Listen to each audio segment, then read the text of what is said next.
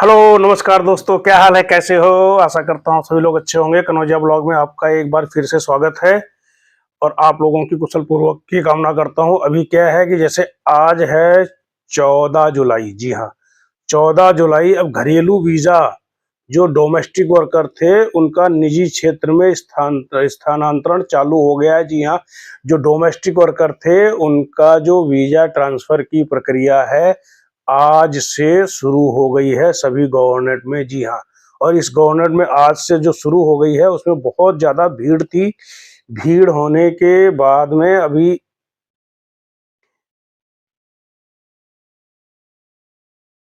अब आज से जो है 14 जुलाई से जो है जो यहाँ के मंत्रालय है, जो मिनिस्ट्री ऑफ इंटीरियर है, सार्वजनिक प्राधिकरण ने रविवार को घरेलू श्रमिकों को जो 20 नंबर वाले थे उनको 18 नंबर में जो है चेंज करने के लिए जो है उनके जो एप्लीकेशंस थे वो एक्सेप्ट करना शुरू कर दिया है। जी हाँ, एक्सेप्ट करना शुरू कर दिया है। ये कदम घरेलू जो घरेलू नौकर है उनको 20 के तहत अपने निवास को रविवार को 14 जुलाई शुरू होने 2 महीने के लिए 20 नंबर से 18 नंबर में शुरू करने की प्रक्रिया जो है आज से जो भी है एप्लीकेशन एक्सेप्ट करना शुरू कर दिया है।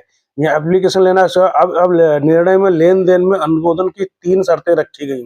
इसमें 3 शर्तें महत्वपूर्ण हैं जो कि आपको करनी पड़ेंगी। उसमें सबसे पहला है कि जो आपका स्पॉन्सर है, ठीक है, स्पॉन्सर से ये बिल्कुल ही आपको एफिडेविट लेना पड़ेगा कि वो घरेलू कार्यकर्ता को मतलब उसके जो है उसमें करने में उसको उसकी सहमति है, उसको कोई दिक्कत नहीं है। नो ऑब्जेक्शन सर्टिफिकेट उससे लेना ही पड़ेगा। ये साबित करने के लिए आपको दूसरा एक और है। बहुत से लोगों मेरे पास में कमेंट आ रहे हैं, मैसेज आ रहे हैं कि भाई मुझे अभी 10 साल हो गए, 8 साल हो गए, 9 साल हो गए कुवैत में, तो लेकिन हमने अकामा चेंज कर लिया है, हमको 8 महीना हो गया, 6 महीना हो गया। तो भाई लोगों, ऐसा अभी तक मेरी नज़र में कोई वो नहीं है कि अगर आपको 10 साल हो गए हों, 20 साल हो गए हों, लेकिन आपको एक पुराने अभी जो करंट में कफिल है आपका उसके पास में 1 साल अगर पूरा हुआ है तो ही आपका ट्रांसफर होगा, अन्यथा आपका ट्रांसफर नहीं होगा। आपका कोशिश करना बेकार है, कोई फायदा नहीं है। क्यों? अब ये एक स्पॉन्सर जो है उसके पास में आपको 1 साल हो गया, मान लो आपने पिछले साल मई जून में अकामा लगवाया, अब ये जून जुलाई चल रहा है, आपको 1 साल पूरा हो गया, अब ट्रांसफर इजीली आपका 18 नंबर में हो जाएगा। अब किसी भाई ने इसी साल में मार्च अप्रैल में करवाया है तो उन भाई लोगों को कोई ऑप्शन नहीं है करवाने के लिए। क्यों? इसमें बहुत से लोग रह जाएंगे। हो तो गए आप लोगों को यहाँ पे 10 साल 15 साल, लेकिन मान लो बहुत से लोगों ने अपना स्पॉन्सर चेंज कर दिया। स्पॉन्सर चेंज करने के बाद में अब क्या है, जो गवर्नमेंट ने डील रखी है यही कि आपको कम से कम करंट में जो आपका कफील है उसके पास 1 साल की अवधि पूरी होनी चाहिए, तो ही आपका अकामा ट्रांसफर होगा भाई लोग, नहीं तो नहीं। उसमें मैं किसी की कोई इस चीज में हेल्प नहीं कर सकता हूँ। बहुत से लोग बोल रहे हैं हमारी हेल्प करो, भाई लोग इसमें कोई वास्ता वगैरह कुछ नहीं चलेगा। ये आपका कफील ही अगर कुछ कर सकता है तो कर सकता है, बाकी मेरे को जो जानकारी मिलती है मैं आप लोगों तक वही पहुंचा सकता हूँ। इसके अलावा मैं कुछ नहीं कर सकता हूँ, क्योंकि बहुत से लोग बोल रहे हैं कि अभी मैं इस चीज में आया था, मेरा इस चीज का काम में डाल दिया, मजरा में डाल दिया।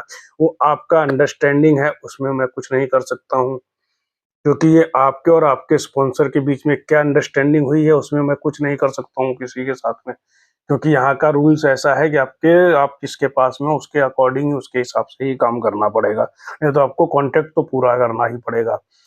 अब ये चीज आप लोग ध्यान रखिएगा भाई लोग, आज से जो है एप्लीकेशंस रिसीव करना चालू कर दिया है। जब आ जाते हैं मिनिस्ट्री ऑफ इंटीरियर में, आप लोगों को परेशान होने की कोई जरूरत नहीं है, क्योंकि आप जो स्पॉन्सर ढूंढोगे वो काम उनका है सारा करना, आपको सिर्फ क्या है पैसा देना है बस।